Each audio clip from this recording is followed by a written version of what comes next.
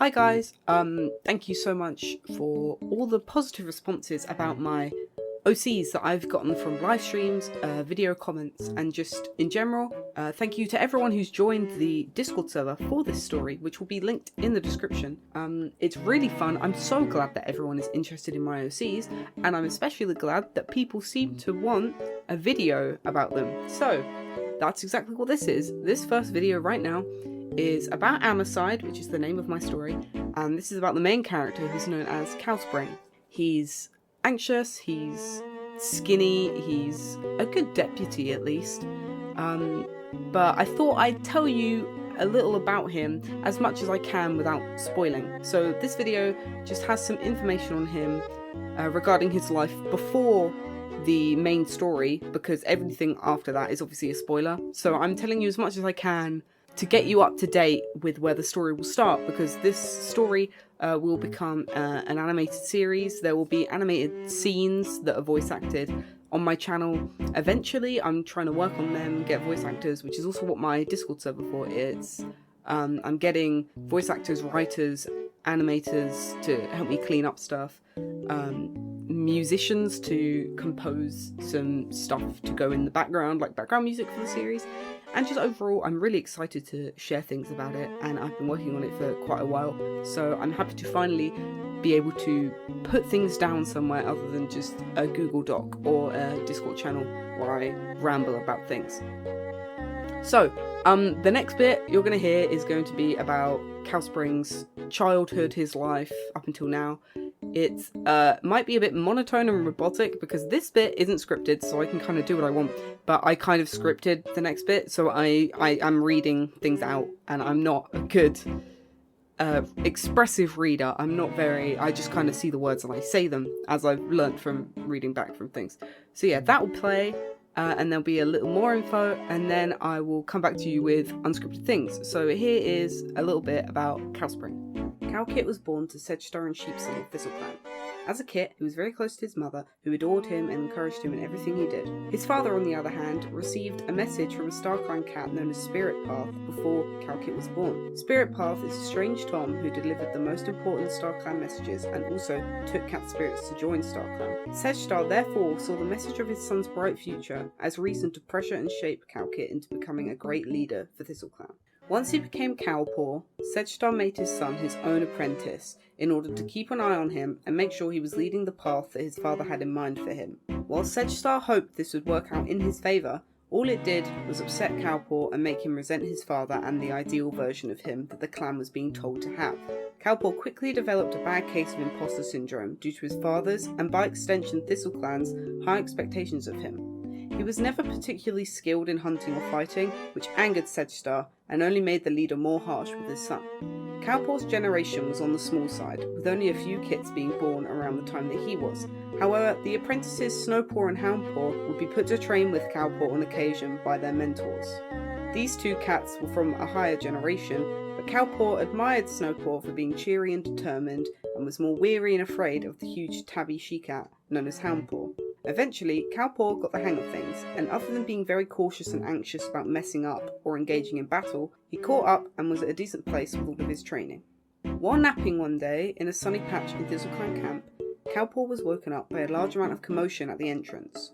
When he went to see what was going on, he saw that the apprentice he had trained with and admired, Snowpaw, was being carried by the larger Houndpaw. The white cat's hind leg had been completely mangled, and only a bloodied stump remained. Snowpaw was quickly rushed to the medicine cat Lycanshade's den, and was confined there for a while they recovered. Houndpaw became a warrior, Houndclaw, without her friend, and Cowpaw couldn't help but notice that the two had fallen out, and were only ever hostile to each other from then on. Of course, Snowpaw, now named Hobblepaw by the cruel Sedgestar, was due to be named a warrior before their injury at the same time that Houndclaw was named. Cowpaw thought he'd try and help out the older cat, as he'd always admired them and hated to see them suffering. From then on, Cowpaw and Hobblepaw would train in secret throughout the territories and adventure together. One day, Cowpaw was taking Hobblepaw through the thick woods when they reached the river and played for a little.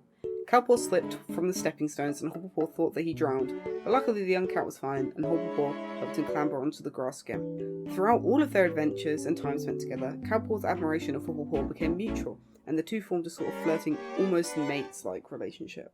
As Cowpaw was only slightly younger than Hopplepaw to begin with, it soon came time for him to be named a warrior. The two apprentices decided to try and ask Sedgestar if Hopplepaw could be a warrior alongside Cowpaw. Of course, Sedgestar was ignorant and cruel, and because of their injury, would not allow Hopplepaw to become a warrior at all, let alone with their friend. And therefore, Cowspring became a warrior without Hopplepaw. But despite this, there was no hard feelings towards Cowspring from Hopplepaw, and the two continued to be friends, eventually becoming mates. There were many moons of basic warrior duties for Cowspring, as Hopplepaw became Hobblesnow and took over the role of Medicine Cat for ThistleClan after Lycanshade joined StarClan. A short while before Cowspring became deputy, however, a tiny kit was found out in the harsh snow of Leafbear. ThistleClan took the kit in as they had lost many cats in the bitter cold and needed to get their numbers back up. Hobblesnow and Cowspring unofficially adopted the kit, naming him Feverkit, and he later became Hobblesnow's apprentice. Cowspring, his mate, and his kit currently live happily in ThistleClan for the most part. The rule of Sedgestar came to an end, and Houndstar now leads them all. And though she is arguably even more cruel and unjust than Sedgestar, Cowspring tries his best to make it by as her deputy. And it's all going pretty well. That is, until he discovers that she has some plans concerning a certain local group of rogues. In general, ThistleClan sees Cowspring as a pretty good deputy. They all remember his father, but seeing how awful Sedgestar was, they're all pretty okay with Cowspring, despite him not living up to his father's ideals, because obviously they don't like Sedgestar, they don't like his legacy that he's given ThistleClan. All the other clans think it's a pretty sucky clan because their leaders are always mean and they're just hostile to everyone. But they're all hoping that Cowspring will eventually become leader instead of Houndstar and will be a nice leader for a change, seeing as the past two have been tyrannical and awful. Sheepsong is still alive.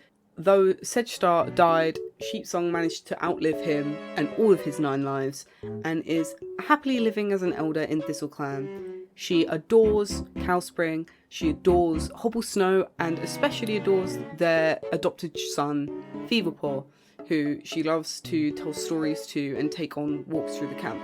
Even though her bones are pretty old and she is getting on there in years for sure. And yeah, there you have it. There's some information on my main character, Cowspring. If you have any more questions on him, obviously please comment. I read every comment, I respond to every comment. I refresh my videos all the time trying to look for comments because I just love interacting. I love that people interact with my videos and interact with me. I'm so excited to share more about this story. As I said before, the Discord server will be linked in the description where you can help out, you can just view things, anything like that. And I will also link in the description the Tumblr blog where I post some designs and some short scenes for the story. I have one on there already about Hobblepaw and Houndpaw once Hobblepaw was taken back to camp with their injured leg. I will probably read that out in Hobblepaw's video, but we'll see. Yeah, thank you so much for watching. I will see you in the next video. Please comment, as I said, I will see you down there. Check me out whenever I'm live. I go live quite often. And yeah, see ya!